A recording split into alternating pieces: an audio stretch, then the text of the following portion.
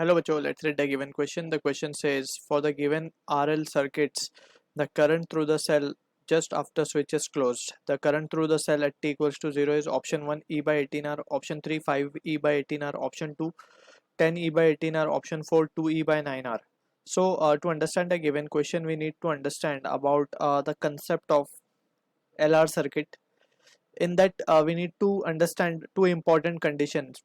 एक तो है initial condition and one is steady state condition of inductor, right? So inductor basically एक ऐसा डिवाइस है जो ऑपोजिशन ऑफर करता है ग्रोइंग या फिर डिकेइंग करंट को, राइट? जब भी करंट का वेरिएशन होगा सर्किट के अंदर, so inductor will come into function, ठीक है? So in that situation we can say initial condition की जब हम बात करते हैं, that is at T equals to zero पे हम बात कर रहे हैं, और स्टेडी स्टेट की कंडीशन पे जब हम बात करते हैं तो at T equals to infinity. So at T equals to zero we can see कि जो इंडक्टर होता है सर्किट में, that will behave as if it is an open circuit. So open circuit का क्या मतलब होता है? ओपन सर्किट का मतलब ये होता है कि no current flows in that, right? क्योंकि होता क्या है, स्टार्टिंग में जब हमने सर्किट में इंडक्टर लगाया और हमने बैटरी को स्विच ऑफ किया, बेसिकली करंट स्टार्ट किया हमने सर्किट में, तो in that situation we can say कि inductor is giving a very high opposition, क्योंकि करंट सर्किट में क्या होना चाह रहा है, स्टार्टिंग से बढ़ना चाह रहा है, लेकिन इंडक्टर ने इतना हाई अपोजिशन दिया कि we can see no possible current in the circuit will flow. So battery ko again has to do some external work so that it can overcome that opposition, right? So that is what the situation we have already studied, so just we are summarizing it. So in that situation हमें just ये याद रखना है कि initial condition पे it will behave as if it is in open circuit. Steady state condition में we can say कि current has reached its maximum value. अब current जब maximum value अपनी reach कर जाएगा, so it will flowing constantly. और अगर in that situation we can say कि inductor का use कुछ भी नहीं होगा, because we have discussed के inductor only works when the current is varying in nature. बढ़ेगा तो उसको अपोज करेगा, अगर करंट घट रहा होगा तो उसको सपोर्ट करेगा. So that is what the function of inductor we need to keep in mind. So इस स्टेडी स्टेट के सिचुएशन में we will consider it as to be the short circuited condition, right? और we can say कि just हम उसको एक simple wire से replace कर सकते हैं. So अब in this situation we have been given at t equals to 0 वाली condition, that means initial condition की बात हो रही है. So let's try to redraw the circuit. So हमने स्विच ऑफ कर दिया है बेसिकली, और t equals to 0 टाइम पे हम सर्किट को ड्रॉ कर रहे हैं कुछ इस तरीके से. ये हमें गिवन है 3R, ये हमें गिवन है 3R, ये हमें गिवन है 6R, दिस इज 3R.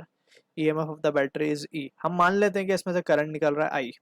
अब ये करंट डिस्ट्रीब्यूट होगा, लेट्स से यहाँ पे होगा I1, यहाँ पे होगा I2, राइट? ये पॉइंट को हम नाम दे देते हैं कुछ A B C D E F.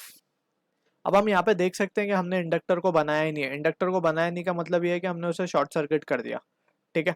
So it is as दो के इंडक्टर सर्किट के अंदर बेसिकली वी कैन से जब इनिशियल कंडीशन है तो ओपन सर्किट है, तो कोई करंट नीचे की तरफ तो फ्लो ही नहीं होगा क्योंकि सर्किट ओपन है.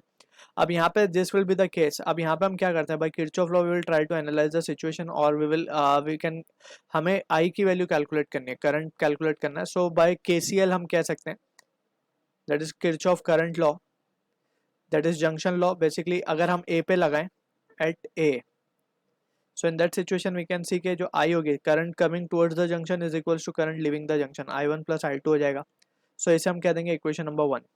अब हम बात करते हैं इक्वेशन नंबर 2 की. तो इक्वेशन नंबर 2 के अकॉर्डिंग वी कैन से कि हम अगर लूप लें A B C D A, so in that loop हम देख सकते हैं हमने इसे ट्रेस किया एंटी क्लॉकवाइज डायरेक्शन में, राइट? अब एंटी क्लॉकवाइज डायरेक्शन में वी कैन सी कि हमें कन्वेंशन फॉलो करना होगा केवीएल का. So by KVL, that is Kirchhoff voltage law, A से बी की तरफ हम जा रहे हैं, सो करंट की डायरेक्शन भी सेम है. So we have to take minus I1 into 3R, that is the convention we need to follow के करंट के डायरेक्शन में अगर हमारी ट्रेसिंग होगी, so voltage drop across the resistor will be taken to be as minus. So ये भी हो जाएगा, ये भी माइनस आ जाएगा इधर पे.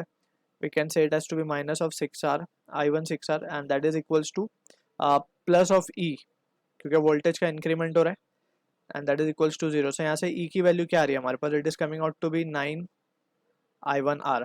तो हमें ये कह देंगे एक्सप्रेशन नंबर क्या हो जाएगा ये हमारा 1. Similarly for loop A F E D A की अगर हम बात करेंगे तो इसमें हमारे पास directly we are writing the result as 6 I2R, same लगा के यही मिलेगा हमें, will be equals to E. So let's say ये हमारा एक्सप्रेशन नंबर 2। अगर हम दोनों को इक्वेट कर दे फ्रॉम 1 and 2, वी कैन से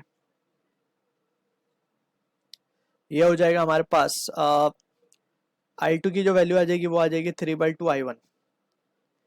लेट्स से हमारा एक्सप्रेशन नंबर उसे हमने 1 कहा था, इसे हम 2 कह देते हैं, इसे हम 3 कह देते हैं। So by we can substitute the value, उसको हम 4 कह देते हैं। सो बाय 4 को अगर हम 1 में डालें, सो वी कैन से